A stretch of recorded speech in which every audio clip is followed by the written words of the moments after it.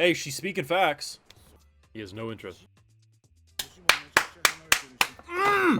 Screw all you! Oh no, she's technically an adult. He can do it. Listen, my boy has goddamn morals.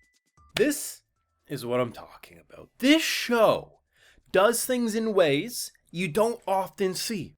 I've been saying it since the damn beginning of the show that this is a gold standard of fantasy. And ever since then, manga readers been salty that they don't like how the anime does things. And then I have light novel readers tell me it's actually pretty close adaptation accuracy because it adapts the light novel. But hey, opinions, whatever.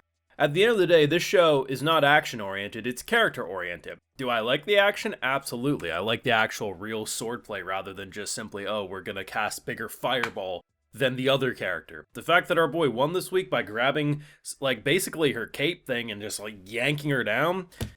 I mean, if she had balls, I would have been okay if he kicked her in the nads in order to win. It would have made sense. But the thing is every week, I've been getting comments, whether I mention it or not, about how, well, I mean, technically she's an adult. It would be okay if he went for her, ignoring the moral implications of the fact that he knew her since she was young. He's the teacher. There's a very, very hefty age gap. Not an age gap in the way of her frontal lobe hasn't even fully developed yet. Let's keep it 100%. There's so many just icky elements to it. Do I understand why she has a crush? Yes. And as someone who used to be younger, I have had crushes on people that would never touch me with a 1,000-foot pole given the moral implications at the time. But from his point of view, that's a student. Nothing more. Now, is he still dense and clueless and a bit of an idiot? Sure. Mue puts it explicitly clear. I be girl. I understand girl feeling. Girl feeling have feelings for you. She dumbs it down to monkey brain level and he says, nah, you wrong. Which is, it would have been a frustrating, damn, he got beat over the head and still doesn't know. This man pretty much looks at the camera and says, nah. I'm older than her. I'm her teacher. It's morally and ethically wrong. We don't do that. I'm not even gonna promote the idea. That is absurd. Meaning, if the commander ever comes out and says, I am in love with you, Master Barrel, he's gonna be caught off guard because he'll be like, shit, she actually does? But I'm your teacher. He'll shut that shit down. But the most important thing is this confirms my headcanon that our boy's gonna end up with the MILF. I don't know who it will be, but he's gonna find an adult wife someday, and I very much appreciate that. And I think, too, something that is gonna go underlooked, while I think it's been very clear, especially after the past couple of episodes, Mue and Barrel's relationship is very much father-daughter, but we've seen enough anime to be scarred by that can turn questionable very quickly. I personally, prior to this episode, didn't get the impression that Mue's ever going to fall in love with Barrel. If anything, she'll just love him more as a father figure. But the fact that when Barrel came to her and explained the whole day, she immediately understood that someone has a crush on him, she didn't get, possessive or anything. She's just like, oh shit, Dad, someone's into you. She wasn't like, he's mine. You see that a lot, where, who's supposed to be more of, a sister or daughter role gets super, frustrated that someone's showing interest. She didn't do that at all. She was literally dead ass hey, a blind man can see that girl is into you. And he's like, nah. And she's like, alright, whatever, I tried.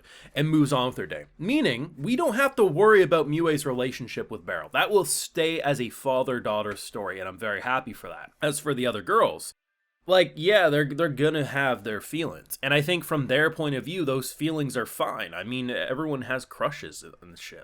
Unless you just went to a butt-ass ugly school, I mean, you probably had a couple hot teachers along the way. But I think given the almost family dynamic that he sees for his students, it would be weird for him. Okay, here's a situation that I could see. Someone closer to his age joins his schooling and he, actually develops a crush for them there. That'd feel more appropriate. But raising people from when they were very young, and clearly he sees them as younger siblings and that type of dynamic, it would feel very gross for him. And I think for your average viewer to see him pursue that, right? Even if technically it's legal or whatever else, right? So I think they did a really good job this episode. And I honestly think this is probably one of the weakest episodes out of the batch, both in production and narrative and everything. But I still had a great ass time. And I think the idea of really showing this side around this point in time is actually really important to get the idea that, hey, you know, you still see those comments that people are like, oh, it's just a run-of-the-mill harem. But it's not. Is there a lot of characters who will have crushes and infatuations towards Beryl? Yes. But does Beryl give off harem MC vibes? No, he gives off, I'm the hunk of a teacher that everyone thirsts over, and I get it. He's a hunk of meat. Of course people will. But despite keeping up that dense persona of not knowing how talented he is, I honestly think they're striking that balance in a very fun way that is different than what you often see. And even when the production's, I think, arguably at its lowest, which this episode kind of felt, I still can't get over the fact how good the 3D looks. And honestly, every time I bring this up, I have a few people who will come to my comments and be like, I honestly didn't realize that was 3D. I didn't believe you, so I went back and looked. And yeah, it was 3D. I have to give, if there's one praise I can give on the production side above all else, is that probably half the time you don't even know it's 3D. So often I think a lot of people's reasons for having issues with 3D is that when it shifts into the 3D, models, it's very obvious it's a 3D model because the art style just can't look like a 2D drawing most of the time. At least 1/3, almost half the time, the art style for the 3D models looks 2D, like it's a flat 2D image. There are so many points in that fight, in that duel, where they literally both have medium and up close shots, and I'm like, Jesus. The only reason I know this isn't 2D is because the way they're moving it, it has to be 3D. And when I double back, of course it is. Because what I mean is, even a good animation, sword thrust, swing, whatever, it's easy to keep track of in a way that feels 2D and drawn.